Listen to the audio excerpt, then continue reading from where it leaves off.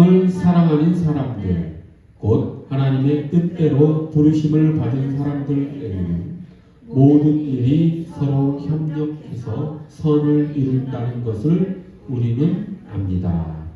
아멘. 세상에는 많은 일들이 우리 주변에서 일어나지요. 근데 그 일을 우리가 보면서 저것은 우연이다라고 생각하는 일들도 많이 일어납니다. 그런데 과연 그 우연이 정말 우연에 불과한 것인가? 라고 하는 생각을 우리가 해볼 수가 있지요. 우연은 필연과 어떤 관계가 있을까? 라고 하는 생각을 해볼 수 있다라고 하는 것입니다.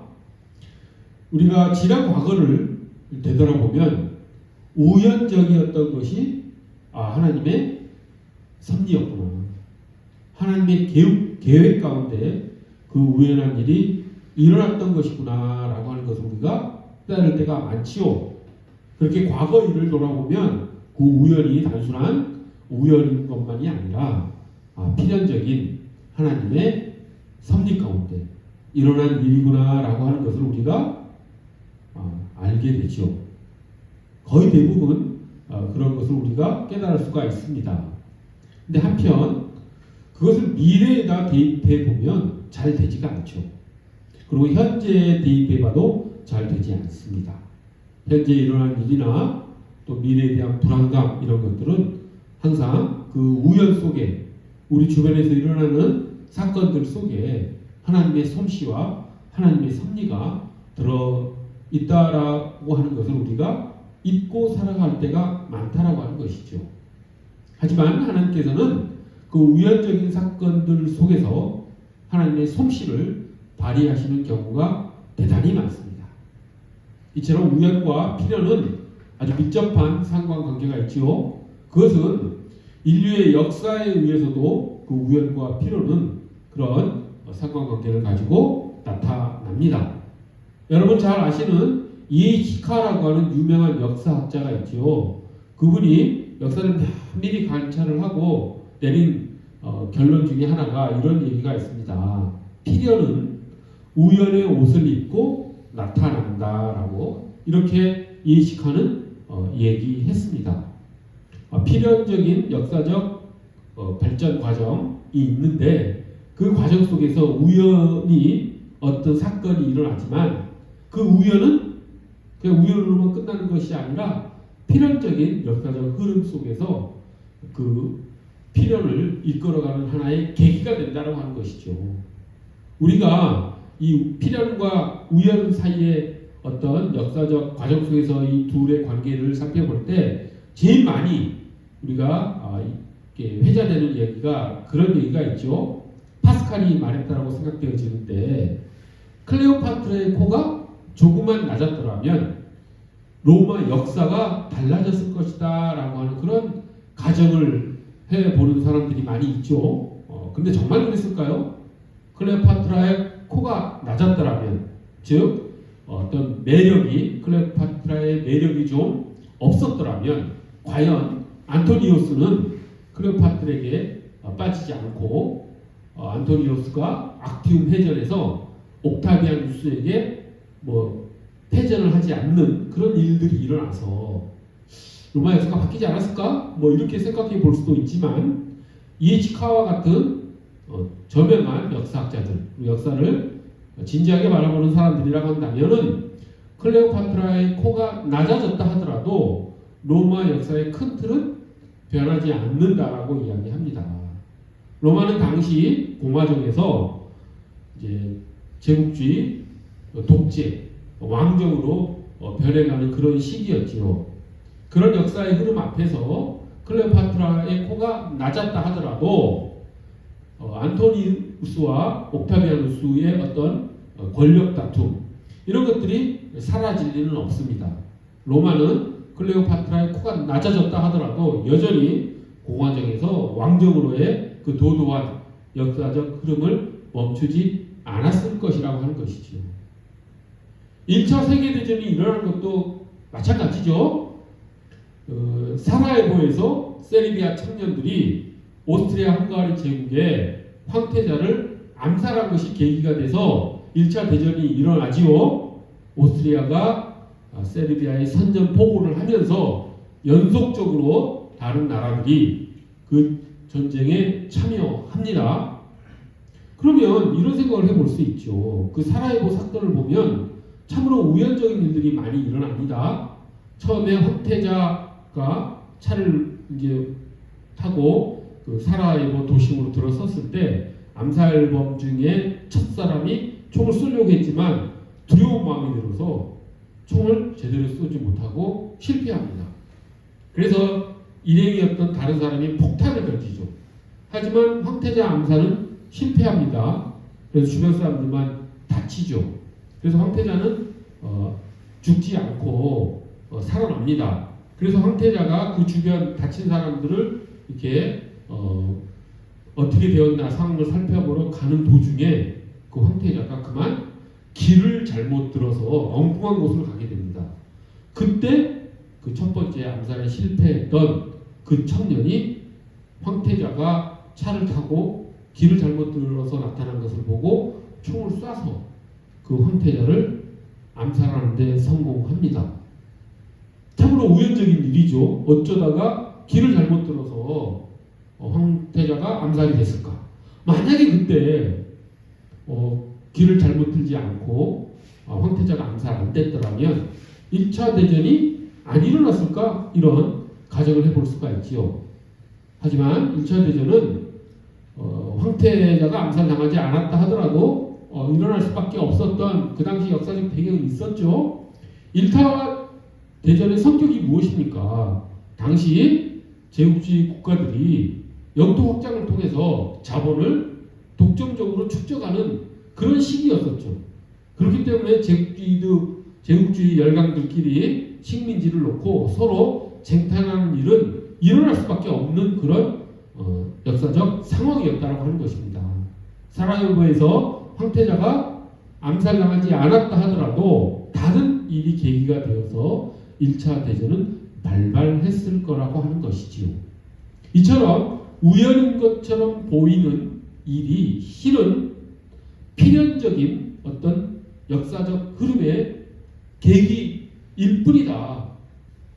우연이란 어떻게 보면 없다라고 얘기할 수 있는 것이죠. 그래서 이에치카가 모두에 말씀드렸지만 필연은 우연의 옷을 입고 나타난다 이렇게 이야기하는 것이죠. 이런 일들은 우리 삶에도 무수히 나타나고 또한 성경에도 무수히 나타납니다. 성경 이야기 속을 보면 우연적인 일인 것 같아도 그 일을 일어나게 하시는 분이 하나님이시구나 라고 하는 것을 우리가 깨닫게 되는 사건들이 성경에 가득하죠. 룻기를 읽어보면 나오미라고 한 여인이 이스라엘 지역에서 이제 기근이 들어서 흉년이 들어서 이제 굶주림을 이제 면하기 위해서 온 가족이 모압 땅으로 이민을 가지 않습니까? 그런데 그 모압 땅에서 그 나오미 가족이 어떻게 됩니까? 모두 다 남편도 죽고 아들들도 잘 죽죠. 그리고 나서 나머지 룻이라고 하는 며느리하고만 다시 이스라엘로 돌아오게 되는 그런 사건이 있지 않습니까? 우연히 나오미가 모압 지역에 가서 살았는데 우연히 룻을 만난 것이죠. 하지만 그 사건은 어떤 결과를 냈습니까? 룻이 남편을 만나죠. 보아스라고 하는 남편을 만나고 그 보아스의 사이에서 오벳이 태어나고 그리고 오벳 자손으로 이새가 태어나고 이새의 아들로 다윗이 태어납니다. 그래서 룻은 다윗 왕과 다윗의 증조 할머니가 되죠. 그럼으로써 예수 그리스도의 계보에까지 오르는 그런 여인으로서 룻이 성경에 기록된 것입니다. 이처럼 우연적으로 나오미와 룻이 만난 것 같지만 하나님께서는 그 가운데 하나님의 손길을 이렇게 터치하셔서 그 룻의 후손으로 예수 그리스도가 오시도록 하는 하나님의 섭리가 거기에 담겨 있었다라고 하는 것이죠. 그런 일들은 정말 성경에 보면 너무도 많습니다. 모세도 보십시오. 40여 년간 40세가 될 때까지 이집트 왕자로서 얼마나 귀한 대접을 받고 살았겠습니까? 많은 지식과 군사 어떤 전략들을 배우고 또 무술도 배우고 학문도 배우고 그렇게 40살까지 살았죠. 근데 40살에 모세가 살인을 저지르지 않습니까? 그 노예 감독관이 자기 동족인 히브리인들을 괴롭히는 것을 보고 그만 그 노예 감독관을 죽이지 않습니까? 그 범죄를 살인죄를 덮기 위해서 그 시체를 파묻어서 자기의 죄를 덮으려고 했지만 이후에 다른 히브리인들과 갈등 속에서 그 사람들이 모세가 이집트 노예 감독관을 죽였다라고 하는 언급을 하자 자기의 죄가 감춰진 게 아니구나, 많이 소문이 퍼져 있구나 라고 하는 것을 알자 모세가 어떻게 합니까? 도망가지요. 그래서 미디안 광야에서 40여 년간을 하나님과 아주 친밀한 관계 속에서 지내게 되지 않습니까? 우리는 모세가 그 노예 감독관을 죽인 것이 우연한 사건으로, 당시 모세가 순간적인 감정을 참지 못해서 죽이려고 하진 않았죠. 그 사건이 고의범이 아니라 과실범이었죠. 하지만 하나님께서는 그런 모세의 우연적인 그런 살인 행위를 통해서도 하나님께서는 어떻게 하십니까? 그 모세가 미디안 광야에서 하나님의 사람으로 거듭나게 하시는 그런 솜씨를 발휘하신다고 하는 것이죠. 이런 일들이 얼마나 많습니까?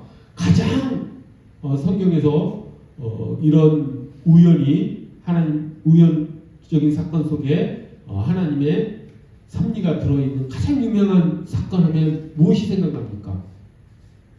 요셉이 생각나죠. 그렇죠? 요셉이 형들의 그 증오에 의해서 이집트로 팔려가게 되고 또 그 이집트에서도 보드발의 아내에 의해서 또 감옥에 들어가게 되고 그 감옥 속에서 또 술을 담당하는 관원의 꿈을 해석하게 되고 하는 여러 가지 우연적인 사건들이 연속되지 않습니까?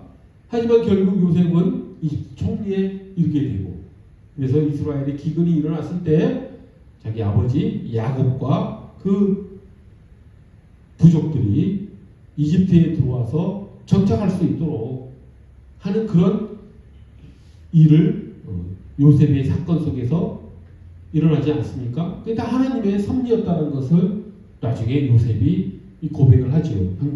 형들 앞에서. 이런 일들을 통해서 성경은 지금 예로 든 것이 세 가지인데 이 세 가지 말고도 오늘 밤새도록 그런 우연 속에 하나님의 섭리가 들어있는 사건들은 계속해서 이야기할 수가 있습니다. 아브라함의 삶 속에서, 이삭의 삶 속에서, 야곱의 삶 속에서, 다윗의 삶 속에서 모든 그런 우연적인 일 같지만 사실은 그 속에 하나님의 섭리가 들어있었다라고 하는 그런 일들은 무수히 많이 있습니다. 그렇기 때문에 하나님, 즉 예수 그리스도께서 무엇을 말씀하셨습니까?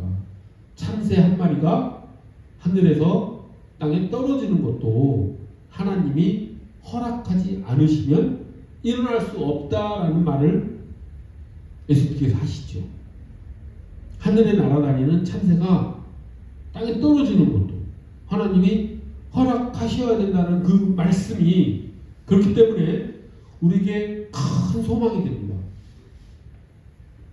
그렇게까지 모든 일을 주관하시는 분이 하나님이시다 라고 하는 그 말씀을 우리가 부여잡을 때 우리가 우리 주변에서 일어나는 모든 일들 속에 하나님의 섭리가 담겨 있다라고 하는 것을 우리가 알 수 있게 되는 것이죠. 그러면 우리가 살아가는 삶의 방식이 달라지죠.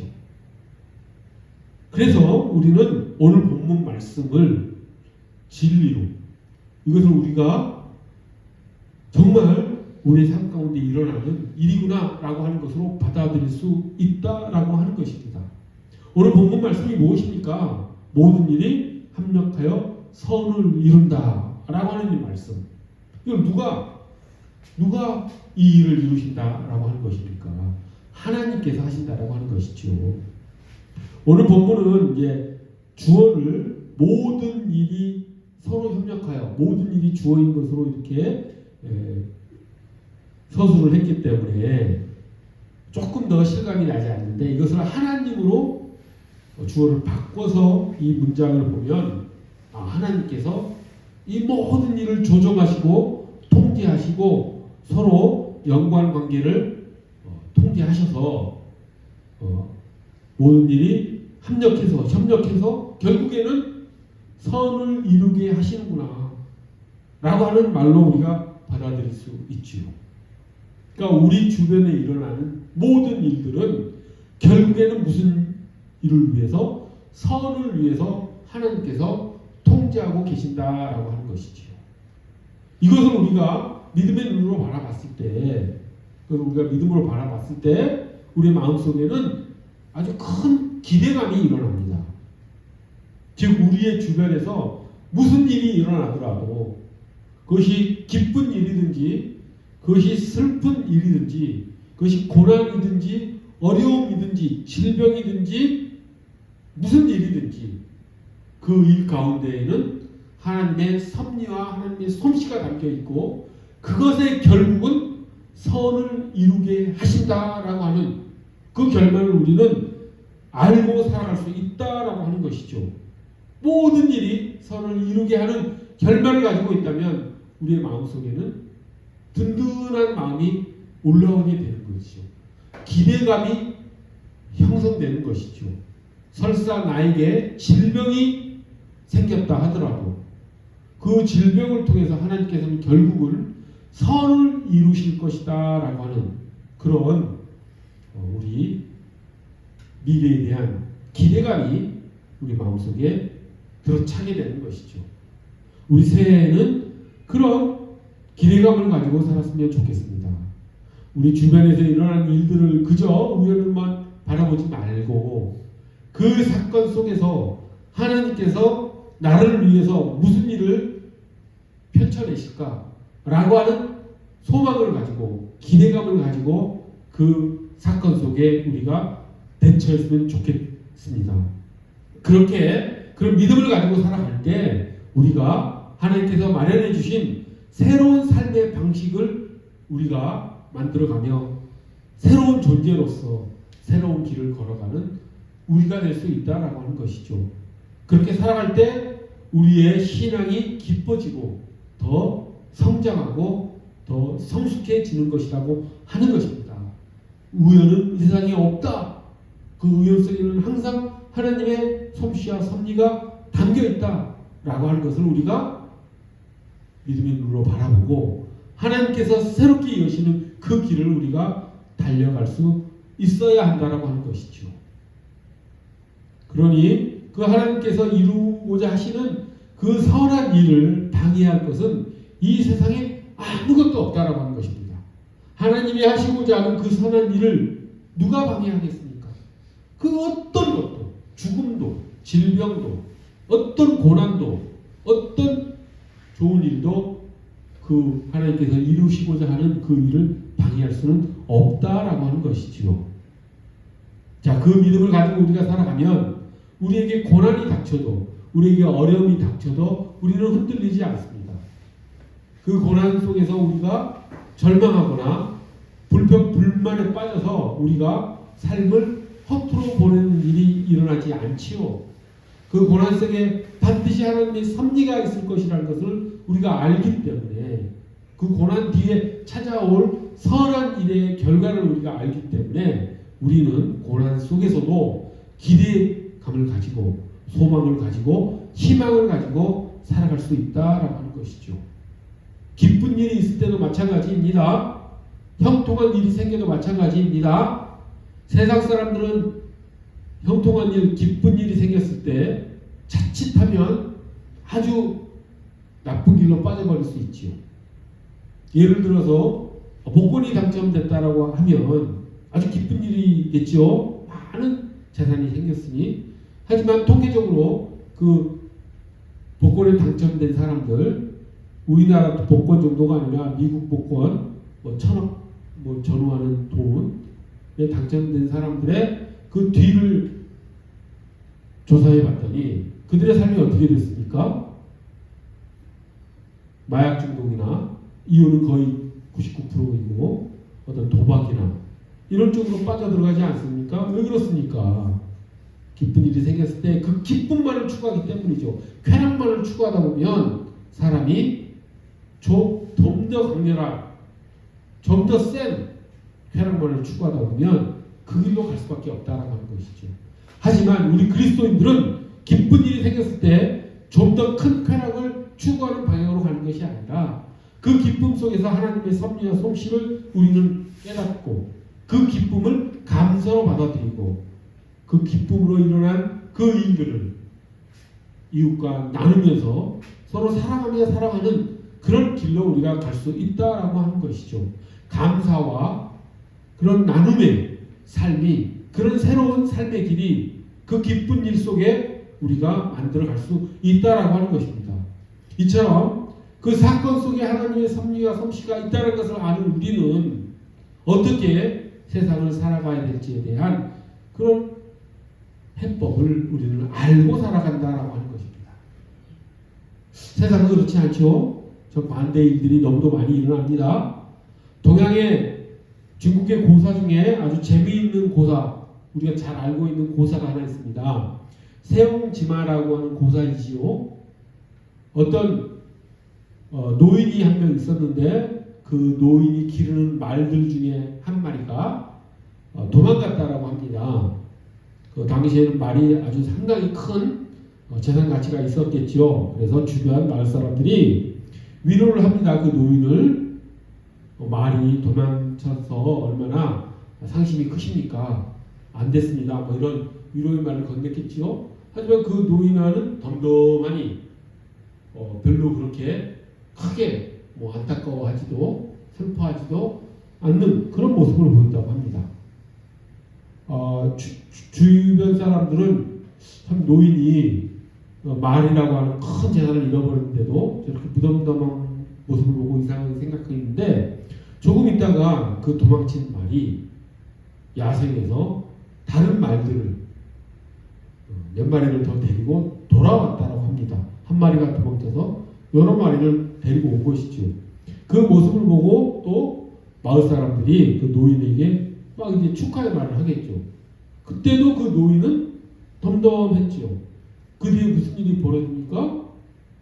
그 말들 중에 한 마리를 그 노인의 아들이 타고 가다가 그만 떨어져서 다리가 부러지는, 그래서 장애를 입게 되는 그런 사건이 벌어지죠.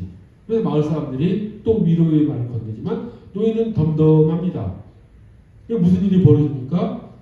전쟁이 벌어지죠. 그래서 마을에 있는 청년들이 다 징집되어서 다 나가고, 그래서 많은 청년들이 죽게 되는 그런 일이 벌어지지 않습니까? 그래서 세옹지마에서 일어나는 그 네 가지 사건, 좋은 일, 나쁜 일, 좋은 일, 나쁜 일 이렇게 반복되는 그 삶 속에서 그 노인은 인생을 달관한 그런 인생관을 가지고 살아가는 모습을 우리가 볼 수가 있죠. 처연한 어떤 삶의 모습을 우리가 볼 수가 있죠. 그래서 주변에서 일어난 일에 그렇게 일비 좋은 일이 일어났다고 해서 마구 좋아하고 안 좋은 일이 있다고 해서 마구 슬퍼하고 그렇지 않은 어떤 달관된 처연한 삶의 모습을 그 세옹지마를 통해서 알 수가 있죠. 여기까지가 세상적인 세계관이라고 하는 것입니다. 세상은 거기까지가 한계라고 하는 것이죠. 그런 철학과 그런 세계관을 가지고 살아가는 것이 세상의 한계라고 하는 것입니다. 기독교는 그런 세옹지마에 나타난 그런 세계관과 철학을 가지고 살아가는 그런 것이 아니라 어떤 것? 우리 주변에 일어나는 그 좋은 일, 그 나쁜 일 속에 무엇이 있다? 우리가 그것을 뭐 감정적으로 그것을 달관하고 초연한 삶을 살자 이런 숙명론적 운명론적 삶 속에 빠지는 것이 아니라 우리 주변에 일어나는 그 모든 일들, 좋은 일이든 나쁜 일들이든지 그 사건 속에는 하나님의 섭리가 있다. 하나님의 솜씨가 있다. 그렇기 때문에 우리는 그것을 바라볼 때 우리 주변에서 무슨 일이 일어나더라도 우리는 기대감을 가지고 살아갈 수 있다. 그리고 그 상황에 맞춰서 그 사건에 맞춰서 우리가 살아간다면 우리는 새로운 삶의 길을 개척해 나갈 수 있는 것이고 새로운 삶의 방식을 우리가 만들어갈 수 있는 것이고 그런 삶 속에서 우리는 성숙한 그리스도인으로서 성장해 가는 것이고 우리의 인격 또한 성숙해 간다라고 하는 것이죠. 이처럼 우리 기독교의 세계관은 철학은 세상적 철학을 포괄하면서도 한참 높은 철학과 세계관을 가지고 살아갈 수 있는 복받은 사람이라고 하는 것이죠.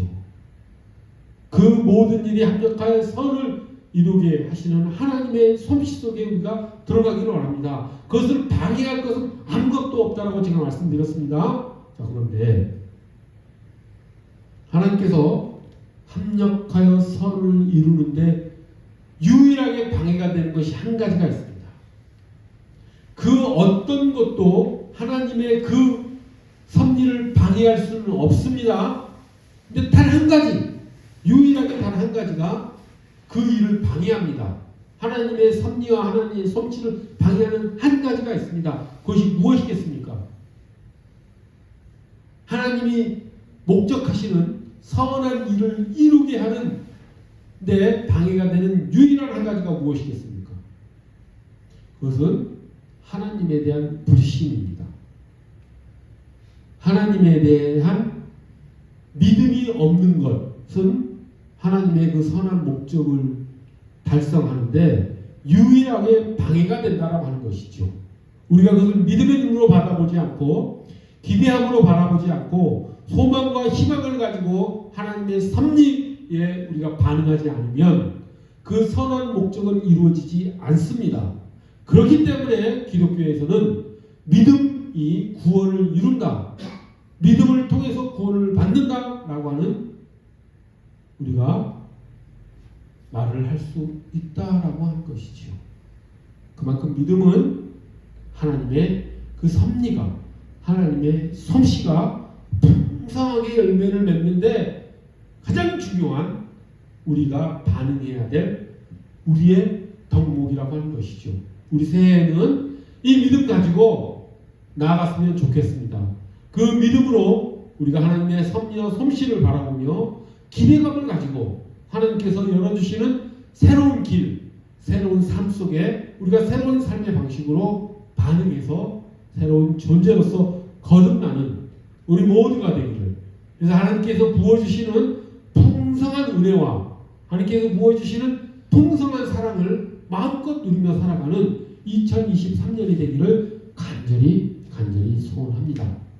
기도하겠습니다. 거룩하고 자비로우신 하나님 아버지, 우리의 삶 가운데 하나님의 섭리와 솜씨가 항상 함께 한다는 것을 저희가 믿음의 눈으로 바라보며 하나님께서 하실 일을 기대로 소망으로 희망으로 바라보며 나아가는 새해가 될 수 있도록 저희를 이끌어 주시옵소서. 하나님께서 마련하신 새로운 삶 속으로 저희가 풍덩 뛰어들어가 풍성한 충만한 삶을 살 수 있도록 하나님께서 은혜 베풀어 주시옵소서. 감사드리며 귀하신 예수 그리스도의 이름 받들어 기도 드립니다.